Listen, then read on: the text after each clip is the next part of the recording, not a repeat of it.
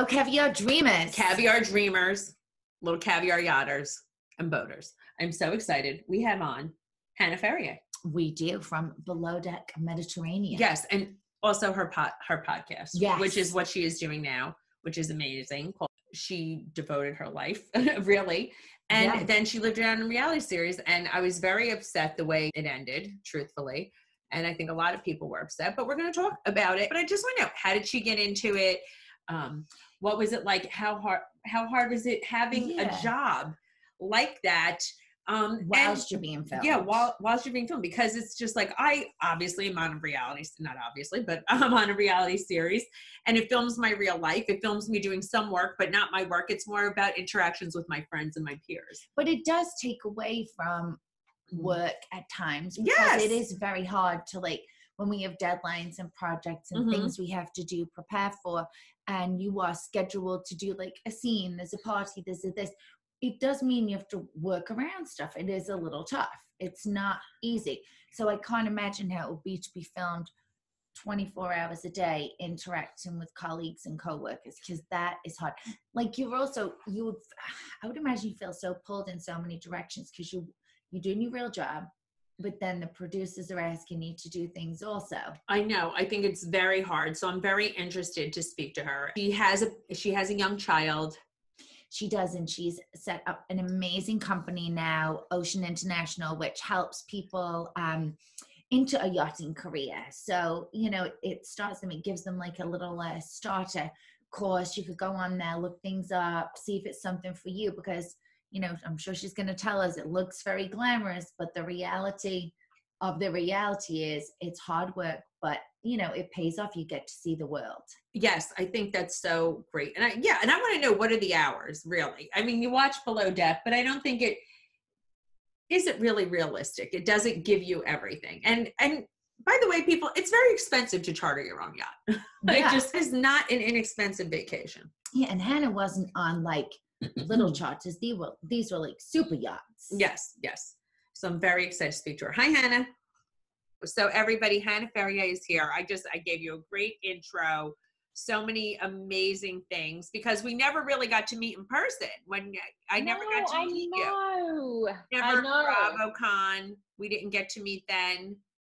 No, it was my dad's 70th birthday, so I couldn't miss it.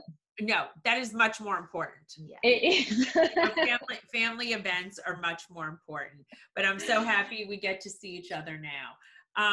So thank you for coming on, because your career has been so interesting, and we've got to watch a portion of it. Everybody's got to live it with you. Below Deck Mediterranean. So I do have so many questions and so many things, and you've gone on from there. But just, what made you decide to go into working on a yacht, yachting, boating? Like, did you grow up that way, always being on a boat? Tell me about that. So I actually had an interesting kind of start of my life, because I left school when I was very, very young. I hated authority. I hated school. I was like that kind of annoying kid in school that would be like asking the geography teacher, like, where am I going to use the air versus water density in clouds? Like, how's that going to help me in life? And that's like how my brain kind of worked even at like 13. So I ended up leaving at school at 14 years old and started work. And by the age of like 20, I was already a corporate account manager in IT and telecommunications, like the second largest telco in Australia. And I had definitely hit the peak of where I could get to at my age group. Like, all my colleagues were in their mid-30s. So I went on holidays with my mom to Europe, and I just fell in love with the south of France. And I guess it was kind of one of those situations where the worlds collided at the right time, because I kind of went like, okay, you've proved to everyone that you can kind of do the whole career and make it. So now go be young and go and have fun. So I literally put into Google, like, what can you do working in south of France? And yachting came up. I was like, okay, I guess I'll do that. And it was supposed to be like for 1 year. And then I had a disastrous first season. And I went like, that wasn't the experience I went for. So I went back and went back and went back. It's, it's quite an addictive lifestyle. Yeah. And how many years were you doing that before Bravo approached you? 6 years. Wow, that's like a good long time. Yeah, that's a good run. That's a good time. So you yeah, got to travel everywhere, work your way up and really know what was going on. Yeah, definitely. I'm super bossy, so I was a chief stewardess after like a season and a half. Oh, so that was perfect. Yeah, exactly.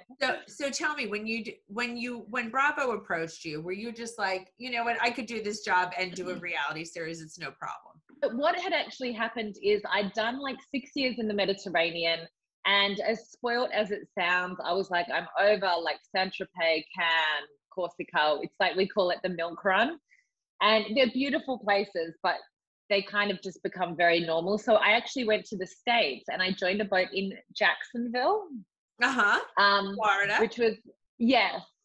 And it was hilarious actually, because the chef picked me up at the airport, and as we were driving back, I was like, oh my God, pull the car over. He's like, what? I was like, oh, a trailer park. I've seen this. And I was like, you know, just come from St Tropez where I'm like, this is boring, to like, oh my God, a trailer park. So so funny. Yeah, it was definitely a different experience, but I think I was getting to the stage where I was over kind of normal yachting.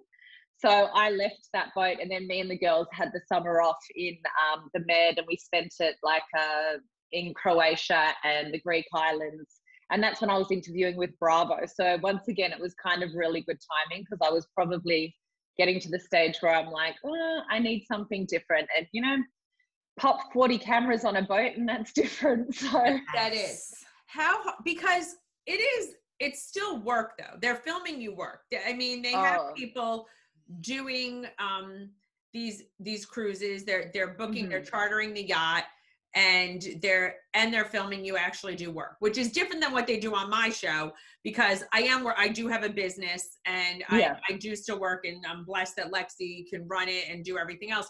But it's more of me interacting with my friends, and more personal story, where yours is actually filming you doing your job. So I think that's very different. Yeah, it's very difficult. It's very different. And the way that they make Below Deck is there are no breaks. There is no downtime. There is no times when you're off camera. And that's why it is the show it is, because it's kind of this perfect storm of like working so much and exhaustion and going out and alcohol. And it's all these combinations, like different nationalities, different cultures, like put that all together and you're going to kind of get fireworks, because, you know, people are different and they're going to fight, especially after 5 tequila shots. Yes, for sure. Yes. The hard thing I think also is like for housewives, like you are your own boss, but like on the show, you know, you work for someone. There's someone always, you know, you had people that reported to you, and then you had to report to someone. Which were the hardest relationships to manage? Was it harder to like manage the expectations from like your boss or from producers? Do producers like step in? They step in at times, like when needed. But a lot of the time it wasn't so much about what was happening between relationships. It was more because I would be managing the day-to-day of the guest experience. And then we had to coordinate, obviously, cameras and times and locations and things like that. So I would deal with more of them for that. My hardest relationship was with the captain. Like I found the guests, you know, they were difficult because a lot of them are coming on because they want to be on TV, and they kind of, you know, I felt like after a few years they would watch the show and they kind of know, especially with me, how to poke me, because they know if they poke me, they'll get a reaction. If they get a reaction, they'll get camera time. So there'd been a few situations, obviously, like with crew as well, that kind of just go, oh, I want like a good storyline or whatever in their heads. And so they'll kind of come on and give you a few pokes, and yeah, it gets a little exhausting, but it's your job. Was that your only job? Were you only doing charters that were filmed, or were you still doing other charters? So at the start, I did some contract work, but it was very difficult for me because I was like kind of based in Australia or south of France. And as you know, like we do pickup interviews. Yes. So I had to be in LA a lot, and it was all spaced out. It was kind of like once a month. So no yachting job is ever going to let you just jump on a plane for 4 days and go to LA every month. It just doesn't really happen. So I would, I'd do some contract work or go and set up a yacht before the season and then hire their crew for them and things like that, but no kind of permanent positions. Let me ask you this. Do you think that if you didn't do Bravo, or if it wasn't, would you still be in the yachting business? Absolutely not. Absolutely not. Okay. So it's like, I probably would have left years ago, to be honest. Yeah. Cause I think it is exhausting it's probably hard to have let me just ask you, is it hard to have a personal life? So the hard thing with yachting is you're damned if you do and damned if you don't, because you're either in a relationship with somebody and you're on the same boat and then you're together 24/7. You're usually two heads of department, so you're clashing at work. Then you're like, there's no space, or you're on different boats and then you never see each other. So in kind of regular yachting, it's very difficult to maintain a relationship. Yeah, so it's not always an ideal lifelong job, basically. No, and I never wanted to do it as a lifelong job. It was just, I would always come home after the Mediterranean summer, and then it was summer in Australia. And by the time kind of February, March rolled around, I was like, oh, do I want to go back into corporate, or, you know, should I just go back to south of France and do one more season? So that's kind of how I just stayed in it for so long. Basically laziness and not wanting to get back into corporate. I get it. So now you have your own company and you are helping people into the yachting industry, which is an amazing thing to do. Do you think people come to you and they have preconceived notions? Basically, do you get a lot of people that come because they watch the show? Yeah, definitely.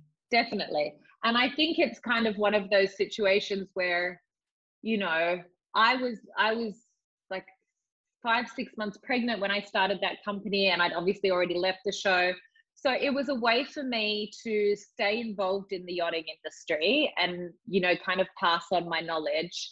And it kind of came about because I just used to get so many DMs. Yes. Going like, how do I get into it? And I got to the stage where I was like, I can't keep spending like 10 to 12 hours a week helping people because I'm going to have a baby soon. Like, so I just worked like 18 hours a day for 3 months straight to create the business and the courses and all of that. And it's just great now because the crazy thing is like, you know, being at home and being a new mum, I feel like it's really hard to have something for yourself and make sure that you keep your own identity, because, you know, being a mother will always be like my most important job. But I also want to like look after myself and feel like I'm using my brain for something other than like, what vegetables am I pureeing today, you know?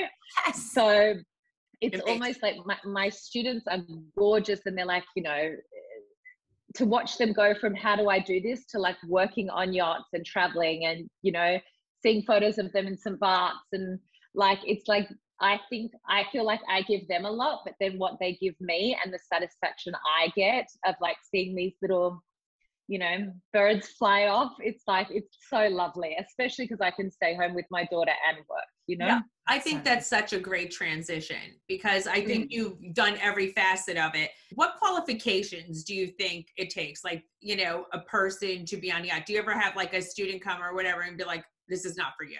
Like, what are your qualifications that you tell people? Yeah. To be honest with you, I always say, like, if it's your mom or dad contacting me, then you're probably not ready. Yes. Because, you know, you need to, like, it's tough. Like, this is the thing, is what you see, like, on below deck, obviously there's cameras there, but, like, I was 2 months into a job once and I found out I was working for one of the world's largest arms dealers. It's like very confronting, and it can get very scary. And it's, you know, there is like a dark side to people who have that much money when you're talking that kind of billionaire status, you know?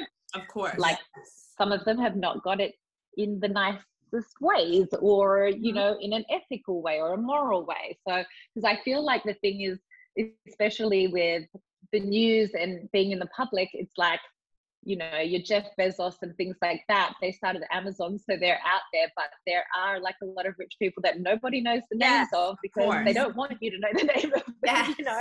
Yes. And you have to be just as nice to them as you are to like Mother Teresa or whoever it is. Yeah, exactly. You do. And it's very much it's kind of like, especially when I joined, it was a very cowboy industry because it's like, no matter what happens or, you know, whatever goes on, if you don't like it, the only choice is leave the boat because there is no union. There's no boss to go and talk to. The captain works for the owner. And if you don't like something the owner's done or said or how he's treating you, then the answer is to walk away, you know? So you've got to be like strong and tough and have thick skin in the industry. That's so hard because I'm sure people run into so many circumstances where someone's inappropriate and you just have to handle it, suck it up and move on.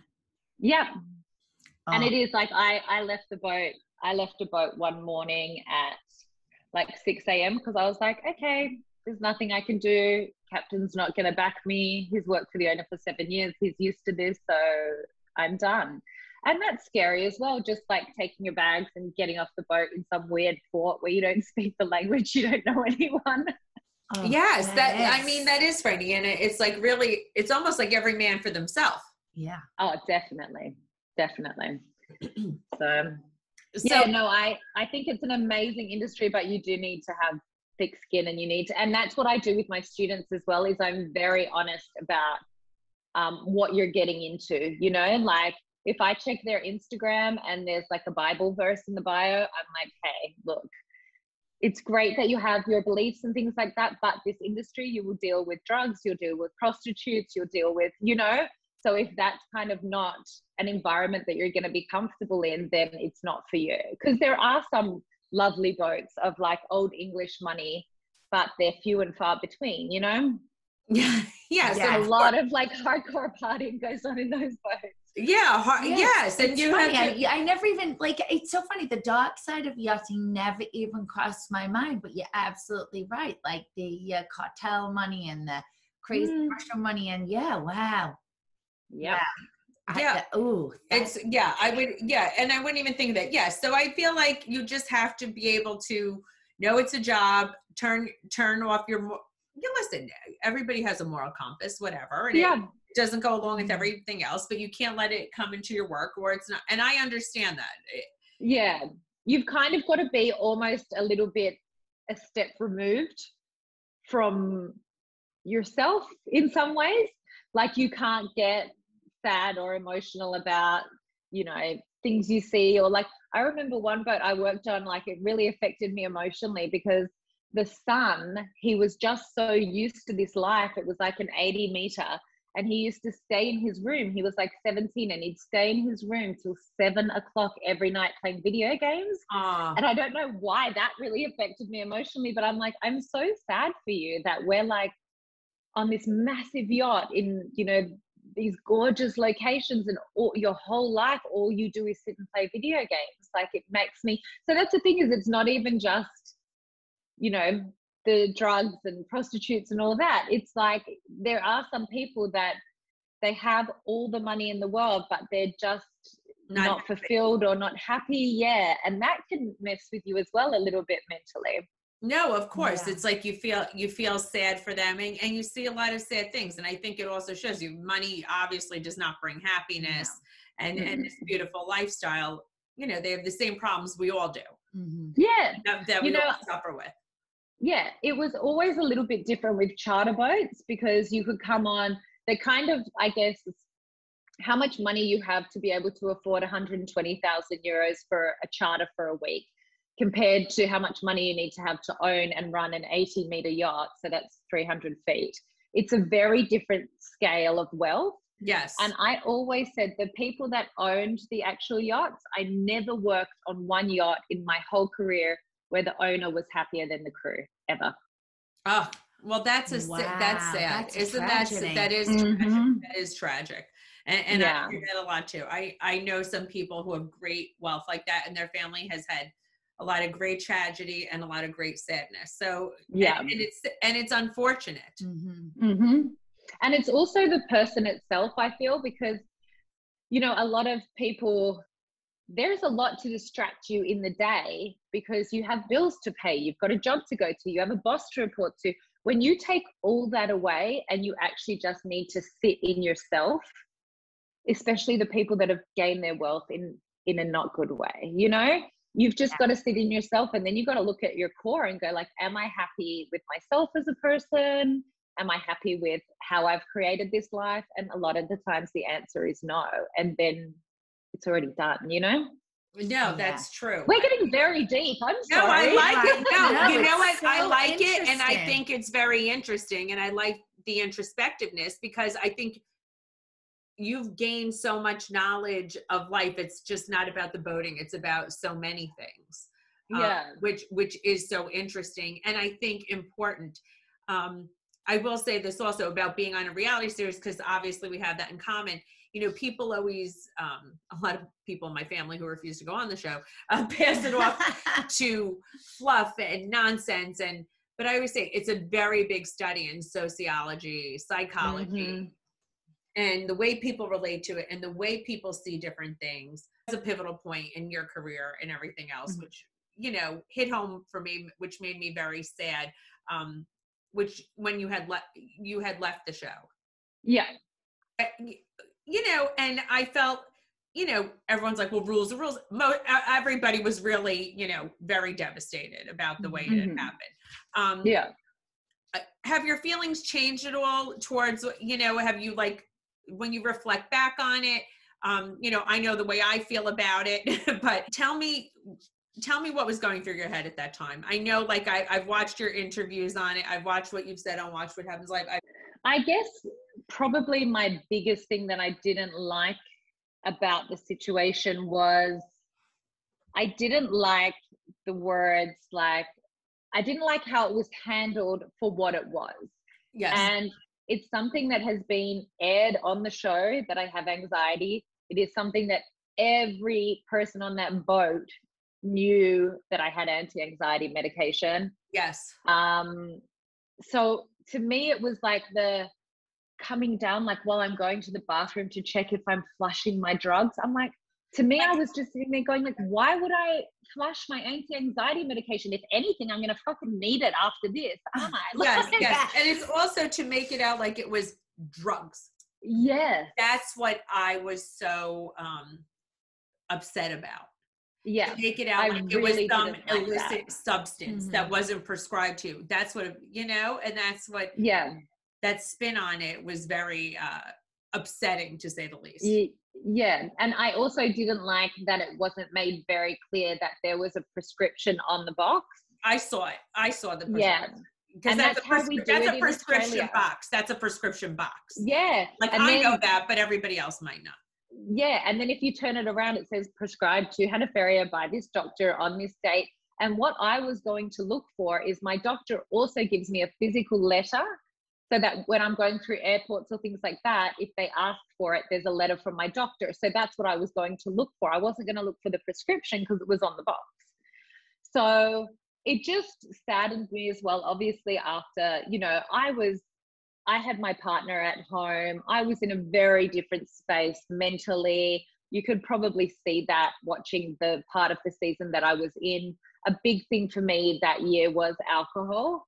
So I was going like, I have like a partner at home who I know I'm going to marry. So I don't want to be going and doing shots and then be chatting to somebody and it can be misconceived. So I kept my alcohol to a minimum. And I guess the thing that made me laugh more than anything was, it was like, you're talking about being a danger at sea and stuff. I'm like, you literally have aired deckhands who say they're still drunk while the boat is going out with guests on.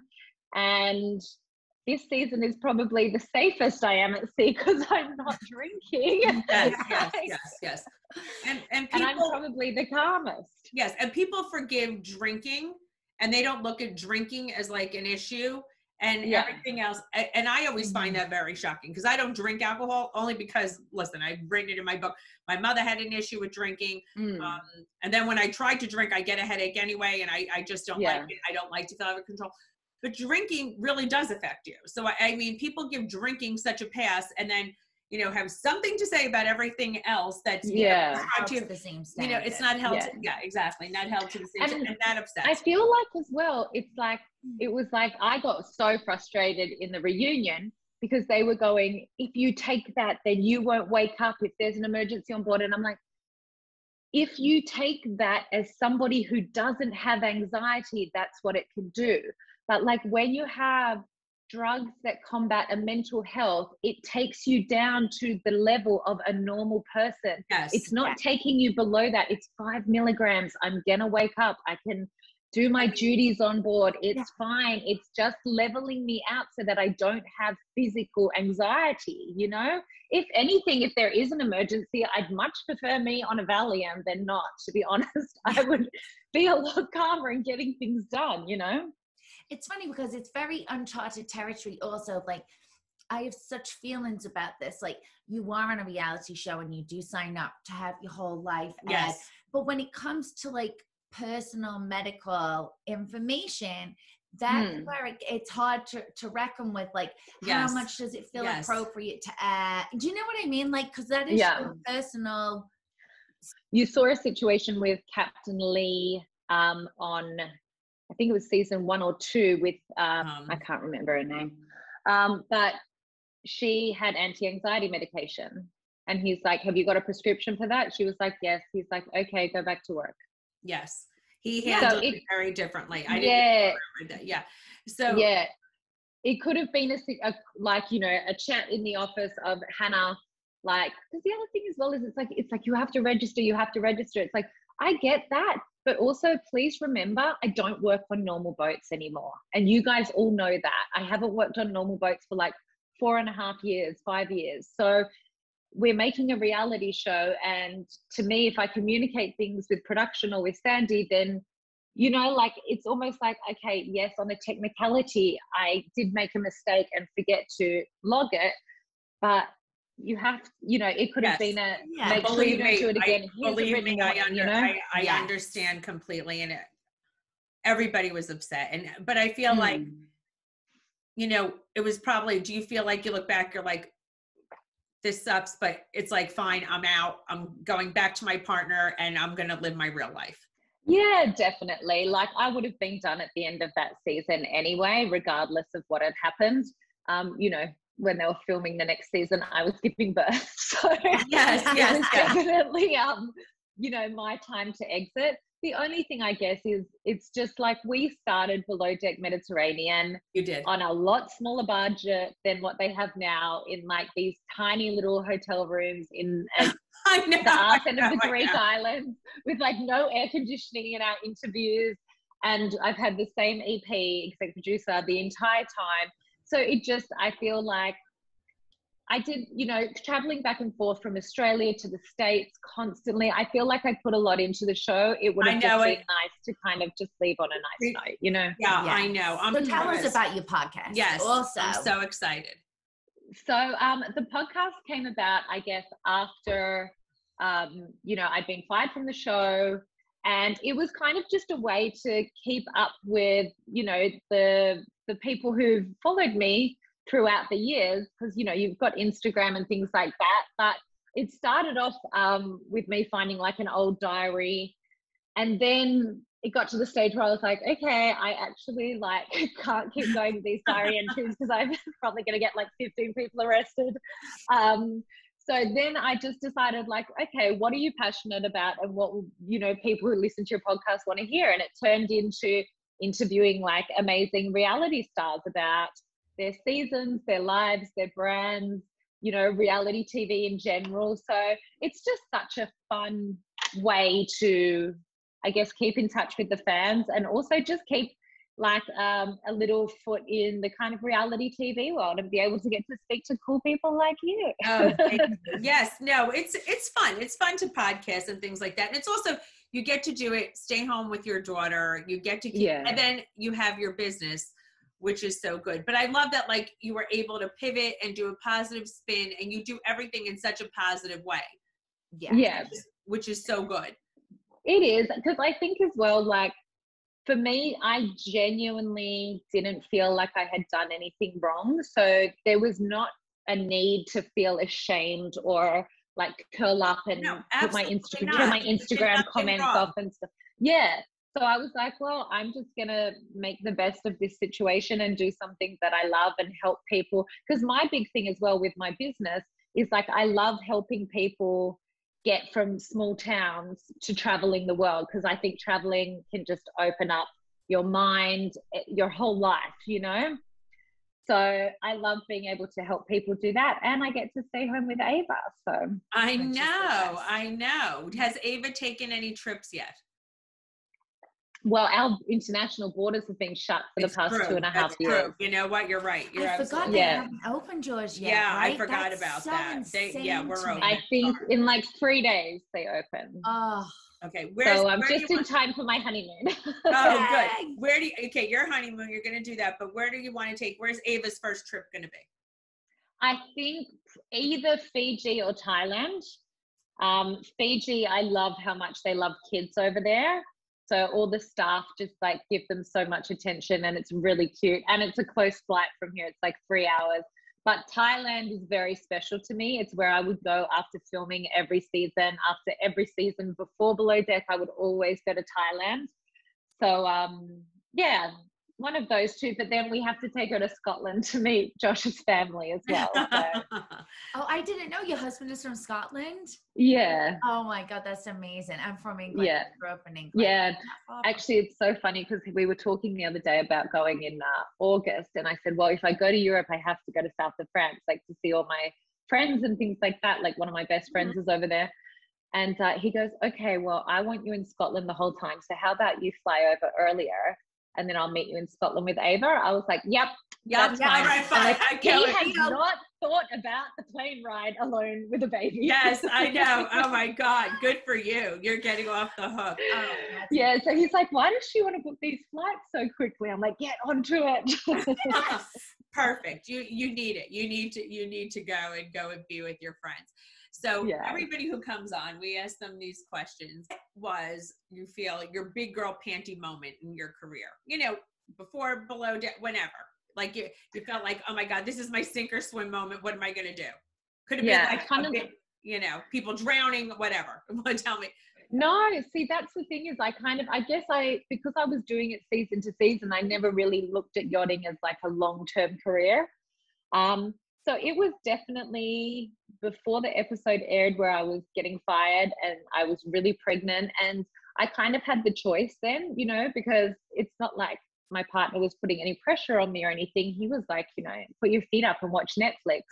But it was very much a choice of, do I just chill and have my baby and be a stay-at-home mom, or do I put my big girl panties on and like make something of this opportunity that I've worked hard for, and, you know, make something kind of longer term? And that was like, it got to the stage actually where Josh was like, you can't keep working this hard when you're pregnant. Like, it wasn't physical, but it was just all day, every day. And that was definitely my like kind of moment.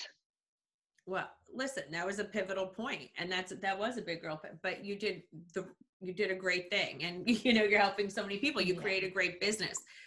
So we also ask, what is your most entrepreneurial advice? So I guess for anyone who wants to enter into the industry, what is your most real advice that you could give them?